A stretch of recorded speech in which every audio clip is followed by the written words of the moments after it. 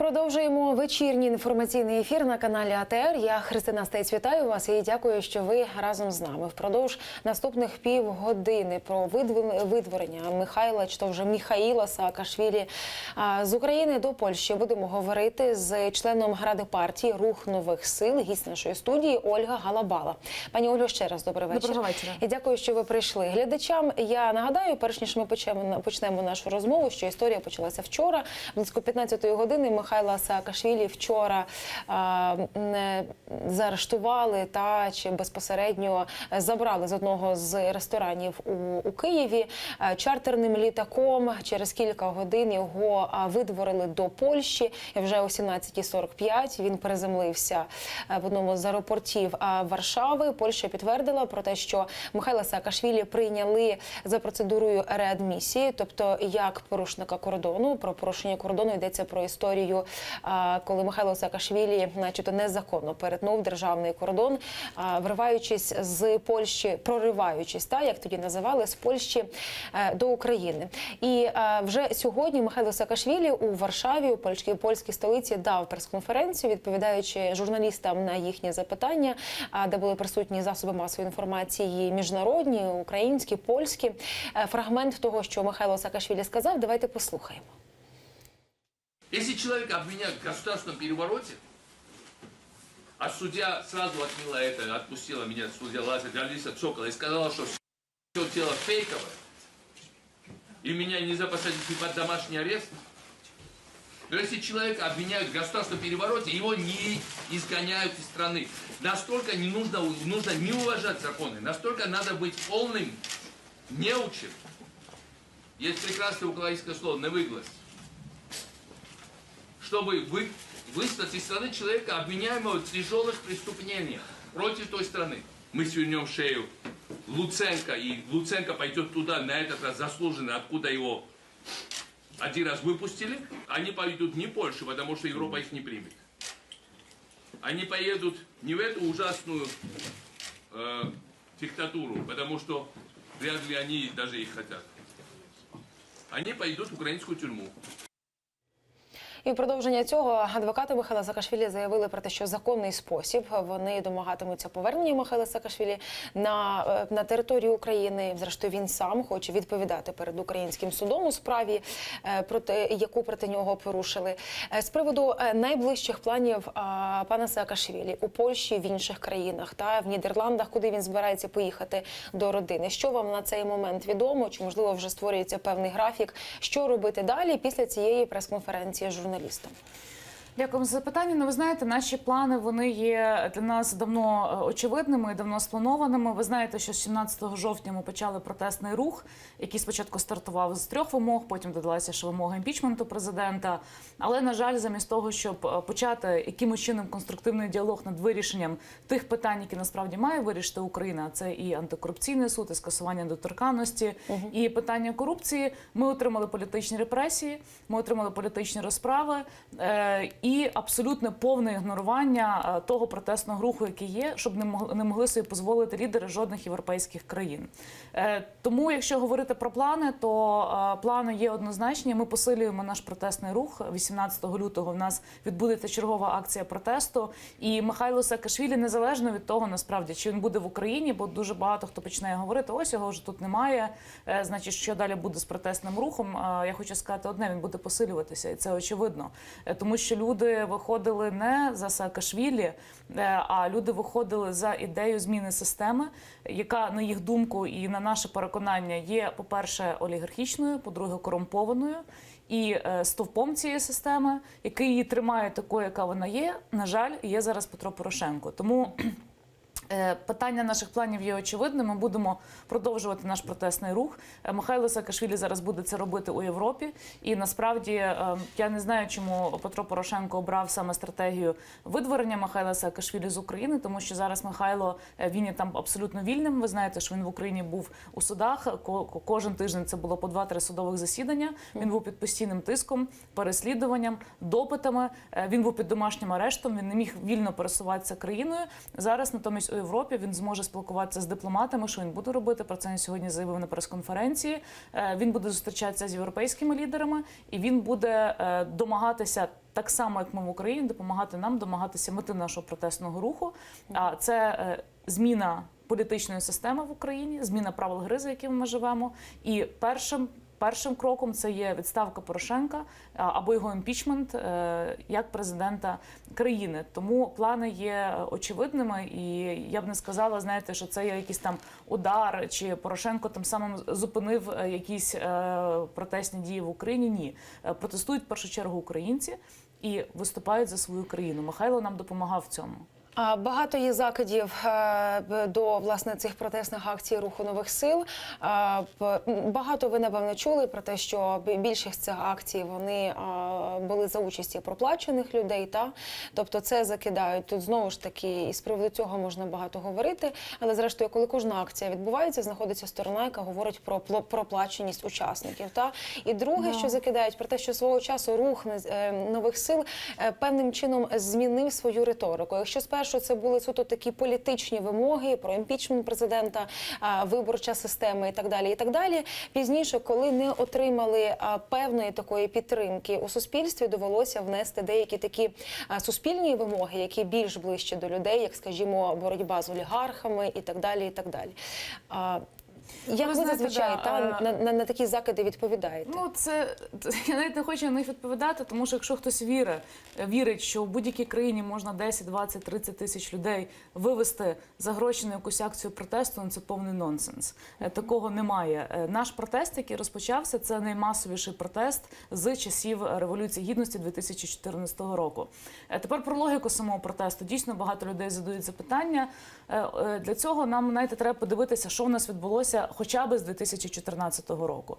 Коли була Революція Гідності, то вимогами революції ж не було змінити обличчя при владі. Так, ми вимагали відставки Януковича, але першою нашою вимогою, яка була сформульована ще у грудні місяці, яка була сформульована, озвучена 1 грудня після побиття студентів, це була зміна системи політичної в цій країні, тобто зміна правил гри, за якими ми живемо тут. І я хочу нагадати, ви можете подивитися кадри з Майдану, про що ми говорили на сцені Майдану. Ми говорили про те, що жоден міліціонер не може більше виконувати злочинних наказів влади, піднімати руку на свій народ, що має бути повністю змінена політична система, коли президент не може більше узурповувати владу, що має бути знищена корупція. Але жоден з цих речей не зроблені. Все, що у нас відбулося після Революції Гідності, це відбулася зміна облич у владній вертикалі, тобто президентом став Порошенко, але вся вертикаль, вона збереглася. У нас збереглася зараз система, яку можна назвати олігархічною. Чому? Тому що зараз певні клани людей, яких називають олігархами, вони є власниками як політичної системи, так і економічної, тому що вони, і тільки вони мають первинний доступ до фінансових ресурсів, до капіталу, до природних ресурсів. Вони використовують апарат державної сили, а це правоохоронні органи, для того, щоб ці ресурси зберегти і для того, щоб їх примножити. У нас після Революції Гідності Порошенко став одним з найбагатших людей України. Він став де-факто партнером Ахметова, який був одним з стовпів режиму Януковича. Ахметов збільшив свої статки і так далі. Ну, це людям не потрібно розказувати, вони і так це знають. Але ключове, що в нас не відбулося, не відбулося зміни політичної системи. Коли ми почали виходити 17 жовтня, ми не хотіли створювати якийсь конфлікт нібито штучний з президентом. Ми не хотіли показувати, що ми тут боремося за владу. Нам це не потрібно. Ми стартували з 3 абсолютно зрозумілих вимог, які, на нашу думку, є першими, які цю систему міняють. Це зміна виборчих правил, тому що вони не дозволяють олігархам впливати на політичну систему. Це створення антикорупційного суду, який нарешті дасть можливість розконцентрувати цю владу і садити людей в тюрми. І це скасування депутатської недоторканності, за якою зараз всі ховаються. Але, на жаль, всі ці акції протесту намагалися перетворити якийсь особистий конфлікт між Порошенком і Саакашвілі. Жодного разу. У нас наметове містечко, заблокована проїжджа частина біля парламенту. Жодного разу ніхто з представників парламенту, ні Парубій, на жаль, ні жоден представник фракції не поспілкувався з протестувальниками. Після того, коли почалися арешти, коли почалась політична репресія, я хочу сказати, що не один ж Саакашвілі постраждав. У нас 2 соратників сидять в тюрмі, вони зараз сидять в СІЗО. Ну, зокрема, пан Деканоїдзе, якщо я не помиляюсь. Северіон Денгадзе і Денгадзе. Олександр Бурцев, який проходив разом кордон з Саакашвілі. 5 людей сидять під домашнім арештом. Більше 400 людей зараз допитуються у різних кримінальних справах, їхні телефони прослуховуються, за ними йдуть зовнішні спостереження, на них здійснюється тиск. З усіма нашими активістами профілактичні бесіди проводить СБУ. Ну, я не думала, що взагалі через 4 роки ми дійдемо до того, що нас, як активістів, за нашу політичну позицію будуть переслідувати і використовувати весь репресивний державний апарат і СБУ, і прокуратуру для цього. Тому... А ви в цьому сенсі в правоохоронні органи зверталися, аби це принаймні було задокументовано? Слухайте, ми стільки разів зверталися в правоохоронні органи. По-перше, правоохоронні органи відмовляються порушувати кримінальні справи. По-друге, навіть коли ми судимося і подаємо в суди, вимагаємо порушити кримінальну справу за цим фактом. І суди нам відмовляють порушення кримінальної справи, хоча це абсолютно незаконно. У нас нема справедливості зараз в країні. Ну, це очевидно. І після того, коли ми провели багатотисячні марші в грудні місяці, і після того, коли відповіді на ці марші почалися політичні репресії, ну, вибачте, цим Порошенко загнав себе в пастку. Він нас змусив змінити ці вимоги, тому що ми чітко зрозуміли, що ніякої зміни політичної системи через мирні акції протесту і конкретні вимоги. Проголосуйте за це, створіть це. При тому, що всі ці вимоги були обіцянками їхньої програми. Не буде. Тому зараз, на нашу думку, єдиний шлях, як нам поміняти ситуацію в країні, це є відставка Порошенка, це пункт номер 1. Після цього, після виборів президентських, це парламентські вибори або одночасно з ними. І після цього формування нового уряду. При цьому, на нашу думку, цей склад парламенту, який прийде, має бути тимчасовим на 1 рік з дуже конкретними зобов'язаннями. Прийняти протягом 2 сесійних тижнів ті зміни в Конституцію і про імпічмент, і про недоторканність, і про економічні свободи, і про демонополізацію, тобто деолігархізацію, які дозволять змінити політичну систему. Без цього, ну, що станеться? Нам кажуть, чекайте 2019 року, так? Тобто чергових виборів. Ми ж дуже добре розуміємо, що ніяких чесних виборів не буде. Ми це вже бачимо по виборах об'єднаної територіальної громади. Порошенко узурпує все більше владу, знищить політичних опонентів і залишиться ще на 5 років, тобто ми будемо мати ще 7 років втрачених в цій країні. Ну це точно не шлях, яким ми хочемо йти. І я хочу уточнити, власне, марш за майбутнє, за відставку Порошенка, як він офіційно називається, 18 лютого, як вже і ви сказали, і соратники Михайла Саакашвілі, він відбудеться, цей марш. Та, я так розумію, сили мобілізовуються і так далі. Хто вийде на сцену, хто поведе цей марш, хто буде лідером, та, який, умовно кажучи, виголошуватиме промову зі сцени для людей, та, і озвучуватиме ті речі, за які безпосередньо люди вийшли на вулицю. Я попрошу вас, ми трішки затримуємося, відповідь на це запитання за кілька хвилин попрошу вас дати, бо зараз з нами на зв'язок вийшов депутат від блоку Петра Порошенка, та чиє прізвище ви неодноразово згадували, Григорій Шверк з нами наживо телефоном. Пане Григорію, вітаємо вас. Чи ви нас чуєте? Так, добрий вечір.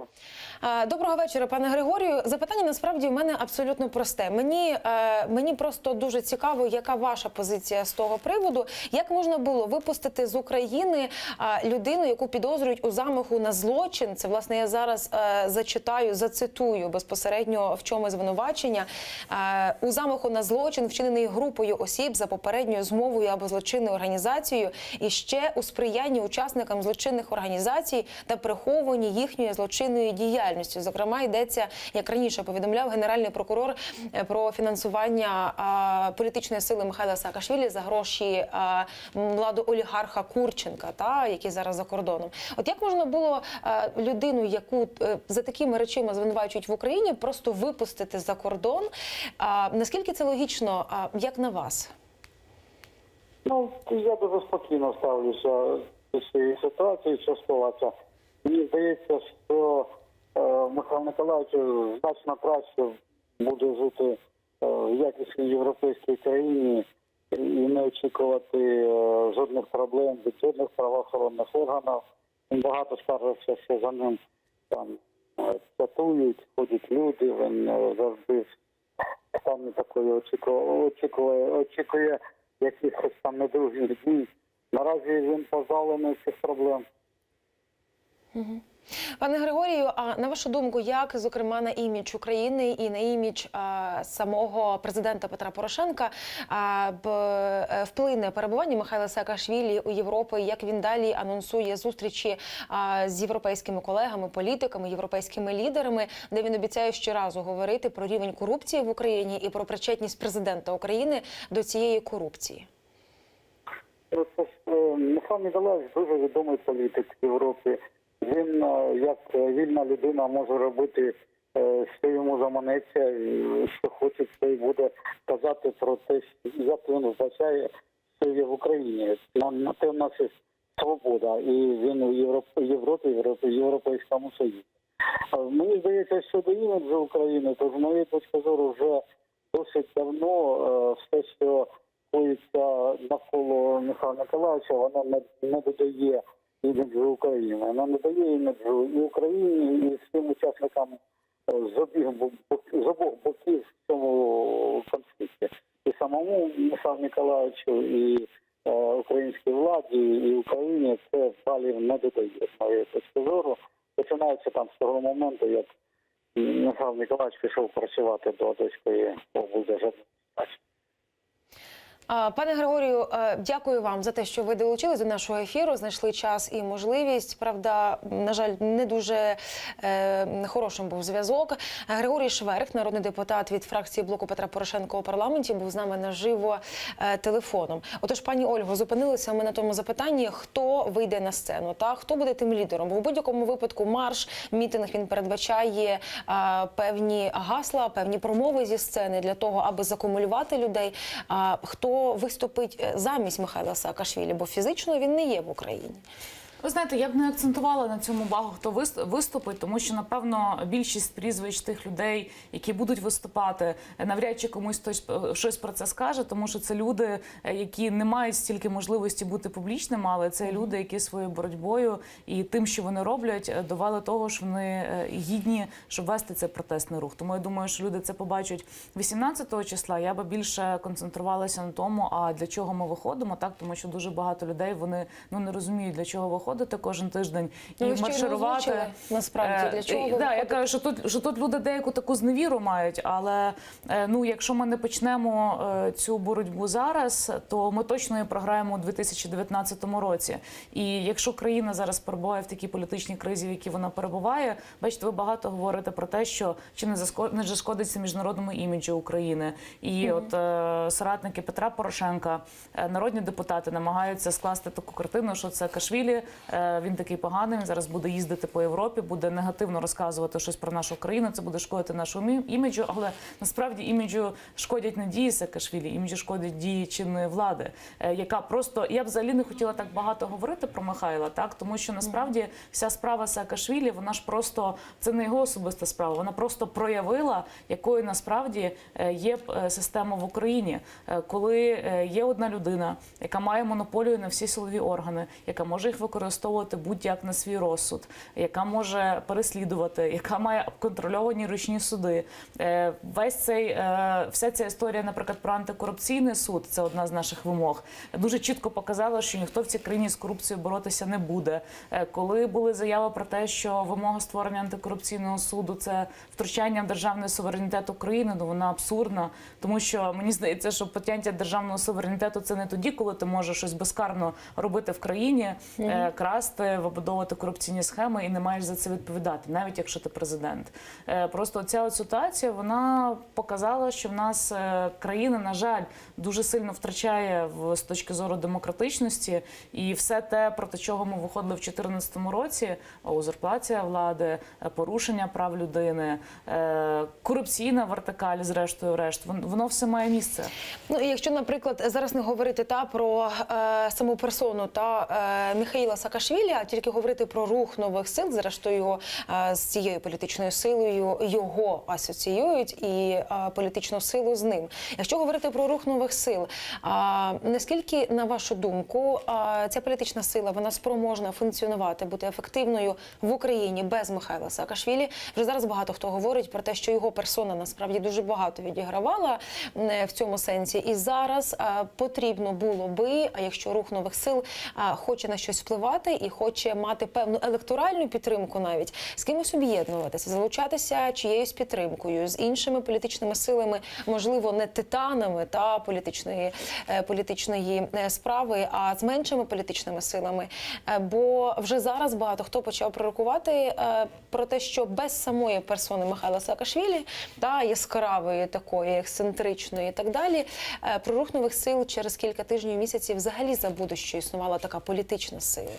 Ви знаєте, дуже багато хто створює міфи про те, що Михайло не має команди, що він лідер-одинак, що він не вміє працювати в команді. Насправді ні. От, повірте, ми почали разом працювати пліч-опліч з березня місяця 2017 року з Михайлом.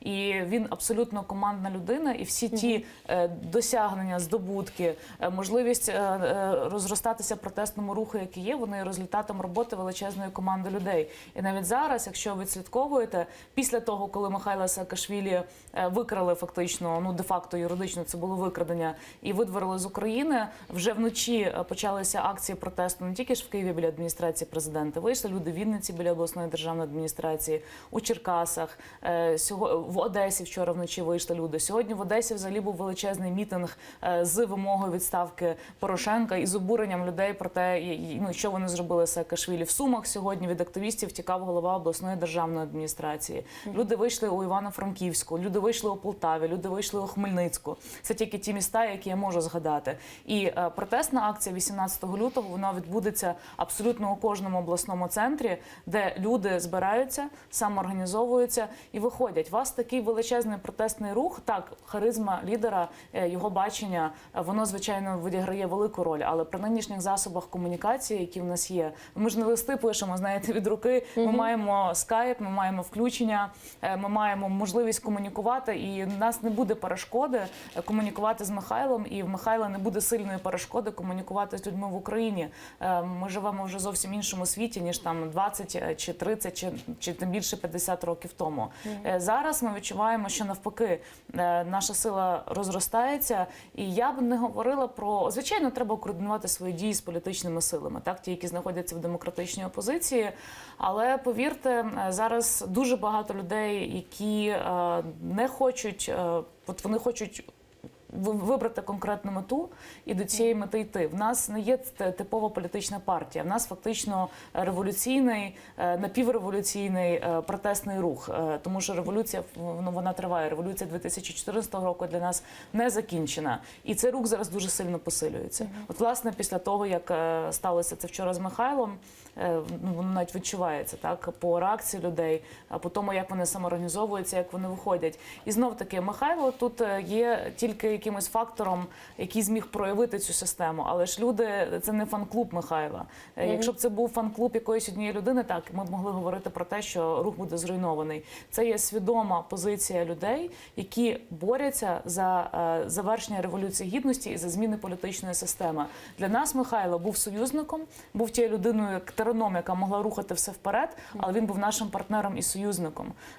І дуже багато людей просто це неправильно сприймають. Сприймають, що тут це Саакашвілі, за ним бігає якась групка людей, але це абсолютно не так. Це дуже структурований, дуже зорганізований рух, який має низову структуру свою і яка досить ефективно зараз працює.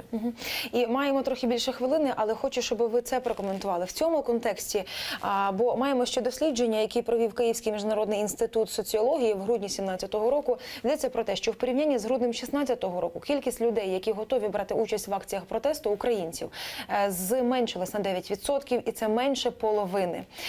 Чи не вважаєте ви, що є десь доля правди в тому, що от ці всі акції, які відбувалися, і багато що перетворювалося і на цирк, там з дахом, ще з чимось, оцей Жовтневий палац, який брали, і це був великий скандал, воно десь зіграло на нівелювання протестного руху в Україні, але в нас менше хвилин.